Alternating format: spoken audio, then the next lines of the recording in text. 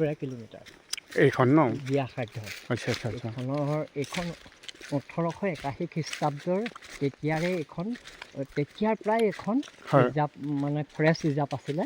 পৰ্যায়ক্ৰমে 1997 30 জুলাইত এখন ঘোষণা হ'ল এখন অসম চৰকাৰে উন্নত পৰ্যায়লৈ লৈ গ'ল ইয়াত মানে 7টা প্ৰজাতিৰ বান্দৰ ইয়াত মানে ৰিচাৰ্চ কৰি পালে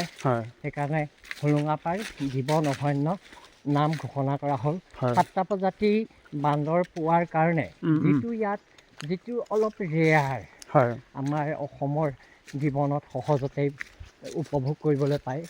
আৰু ইয়াত কিছুমান টাইম আছে ৰাতিপুৱাৰ সময় ভাগত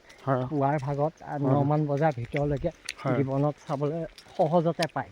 আৰু তাৰ বাকী সময়টো অকণমান জটিল হয় কাৰণ সিহঁতি